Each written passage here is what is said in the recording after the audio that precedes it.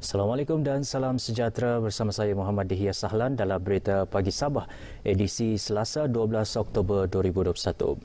Kerajaan negeri membenarkan kanak-kanak dan remaja memasuki premis perniagaan berkuat kuasa hari ini. Turut dibenarkan pembukaan tamu pasar tani, pasar malam dan pasar mingguan.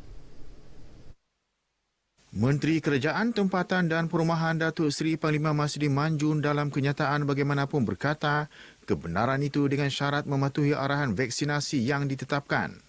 Katanya bagi kanak-kanak di bawah 12 tahun, dibenarkan makan di restoran, masuk ke pusat beli belah, hotel termasuk fasiliti seperti kolam renang, aktiviti perkelahan dan perkemahan sekiranya ditemani ibu bapa yang telah lengkap divaksinasi. Manakala remaja berumur 12 hingga 18 tahun sekurang-kurangnya telah menerima satu dos vaksin. Bagi pembukaan tamu, pasar tani, pasar minggu dan pasar malam hanya dibenarkan di daerah yang telah mencapai peratusan vaksinasi lengkap sekurang-kurangnya 60% penduduk dewasa tertakluk kepada penilaian risiko dan kelulusan pihak berkuasa tempatan. Penjaja, operator dan pengunjung pula hendaklah lengkap divaksinasi.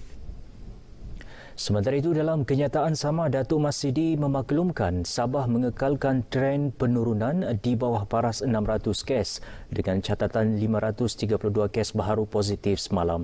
Manakala kes sembuh sebanyak 1,623 terus mengatasi kes baharu.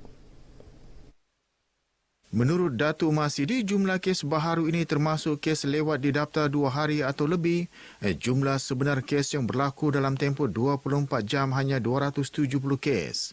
Daripada jumlah kes jangkitan baharu, 20.86% kategori 1 dan 75.56% kategori 2. Kedua-dua kategori ini lazimnya hanya memerlukan rawatan pemantauan di rumah atau bila perlu di pusat kuarantin dan rawatan berisiko rendah awam. Tiada kluster baharu direkodkan sementara 6 kematian direkodkan di 4 daerah. Manakala 2,402 pesakit sedang menerima rawatan dengan 134 pesakit memerlukan penjagaan kritikal. Mengenai penguatkuasaan SOP, Datuk Masdi berkata sebanyak 47 kompaun melanggar SOP COVID-19 telah dikeluarkan di seluruh Sabah. Penguatkuasaan SOP turut dilaksana di perairan Laut Sabah melibatkan 148 pemeriksaan di kawasan Pantai Timur dan 34 pemeriksaan di perairan Kota Kinabalu dan Labuan. Baik, seterusnya kita ikuti statistik terkini kes COVID-19 mengikut daerah dan kadar vaksinasi bagi Sabah. Penerangan kepentingan vaksin COVID-19 akan terus dilaksana di kawasan Balung, Tawau memandangkan masih ramai penduduk kawasan itu ragu dengan keselamatan vaksin. Pejabat Adun Balung melalui Unit Pemimpin Pembangunan Masyarakat UPPM bersama Pejabat Penerangan Tawau turun padang bagi memberi kefahaman kepada penduduk. Adun Balung Hamid Awang memberi jaminan penduduk yang bersedia divaksinasi, pihaknya dengan kerjasama Pejabat Kesihatan Tawau akan mengadakan program outreach vaksinasi di kawasan mereka. Kerana usaha ini perlu kita capai seperti mana hasrat kerajaan kita, iaitu sekurang-kurangnya pada ujung bulan Oktober ini kita akan mencapai 80%. Kiranya kita mencapai 80% pada hujung bulan ini, maka kita ada banyak lagi kelonggaran-kelonggaran yang akan diberikan oleh pihak kerajaan kita. Beliau ditemui pemberita dalam program Sepakat Ad Community Anjuran Jabatan Penerangan Bahagian Tawau dan Pejabat Adun Balung di Tawau. Dalam majlis ini seramai 30 penduduk masing-masing dari Kampung Iban Kuala Nansang dan Kampung Nosop Tas Andrasi menerima bantuan bakul makanan. Turut disampaikan sumbangan pelitup separuh muka, bahan pembasmi kuman dan pensanitasi tangan kepada 2 gereja di kedua-dua kampung berkenaan.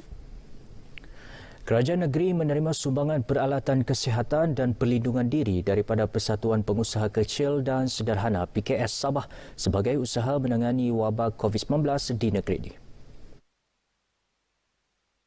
Sumbangan tersebut diterima Ketua Menteri Datuk Seri Panglima Haji Jinor yang disampaikan pengurusi PKS Sabah Pu Ngeki di Menara Kota Kinabalu.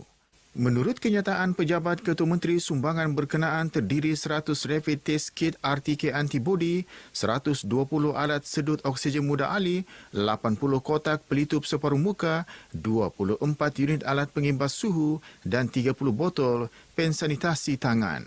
Datuk Haji Ji merakamkan penghargaan kepada persatuan berkenaan dan turut mengalu-alukan bantuan daripada pelbagai pihak seiring usaha kerajaan menangani pandemik. Akademi Seni dan Teknologi Kreatif ASTIF Universiti Malaysia Sabah UMS memfokuskan industri kreatif yang dapat menyumbang kepada kemajuan industri kreatif di Sabah. Program yang ditawarkan di akademi itu dirangka berdasarkan kehendak dan maklum balas daripada industri luar. Dekan ASTIF UMS Profesor Madya Dr. Zairul Anwar Mat Dawam berharap langkah itu dapat memperkukuh dan mengembangkan lagi industri kreatif di negeri ini. Kita dapat menawarkan berbagai-bagai program barulah insya-Allah. Contohnya akan datang kita akan menawarkan program sinematik digital iaitu memfokuskan pada bidang filem. So kita dapat lebih memberi tumpuan kepada perkembangan industri kreatif. Beliau ditemui pemberita RTM selepas menjadi tetamu dalam rancangan Kami Baini di Kota Kinabalu. ASTIF UMS ditubuhkan pada 27 April 2021. Balai Seni Lukis Sabah menerbitkan dokumentari khas Inspirasi Dirgahayu sempena Majlis Anugerah dan Pameran Karya Pilihan Tahunan Negeri Sabah KPTNS ke-36 tahun ini. Dokumentari khas itu merupakan aktiviti Kementerian Pelancongan Kebudayaan dan Alam Sekitar Negeri melalui Balai Seni Lukis Sabah sempena hari jadi rasmi yang di-Pertuan Negeri Sabah ke-68.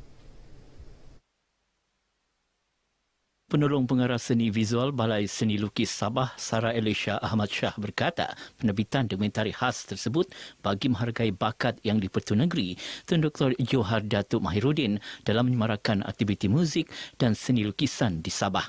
Merupakan dokumentari pendek bertemakan the creative side of Tun.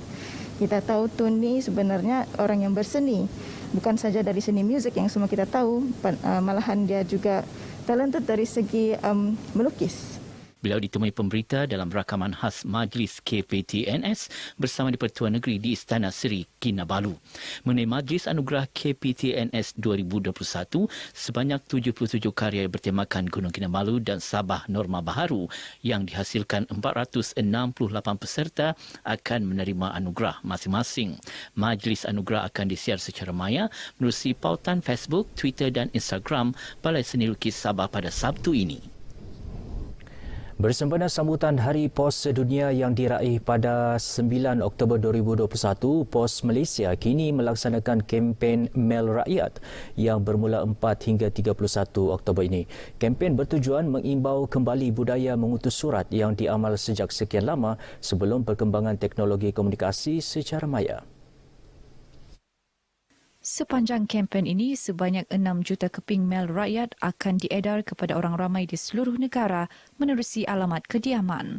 Daripada jumlah itu, 200,000 keping akan diberikan kepada penduduk Sabah. Setiap rakyat di Malaysia, kita menghantar sekeping surat kosong dipanggil Mel Rakyat di setiap kediaman untuk mereka berhubung melalui surat tersebut secara percuma. Kerana surat itu telah pun dilekatkan stem kepada dan daripada, semua ada di situ. Sudi Remaja berkata demikian kepada RTM selepas merasmikan sambutan Hari Pos Sedunia dan perasmian Safety Dojo for Road Safety DC di Kelompong. Mel Rakyat tidak memerlukan stem dan orang ramai boleh menggunakannya untuk kiriman dalam negara secara percuma. Polis berjaya menahan seorang lelaki warga asing yang hampir merempuh anggota polis ketika cuba melarikan diri dalam op tapis di Menggatal, Kota Kinabalu petang semalam. Dalam kejadian kira-kira 2 petang itu, polis terpaksa melepaskan 2 das tembakan ke arah tayar kereta yang dipandu suspek. Pemangku Ketua Polis Daerah Kota Kinabalu Superintenden George Abdul Rahman berkata ketika cuba ditahan untuk pemeriksaan, suspek yang berusia 20 tahun tidak memberikan kerjasama dan bertindak agresif dengan merempuh kenderaan pasukan beberapa kali. Pihak polis melepaskan tembakan ke tayar hadapan dan kanan kereta suspek bagi mempertahankan diri.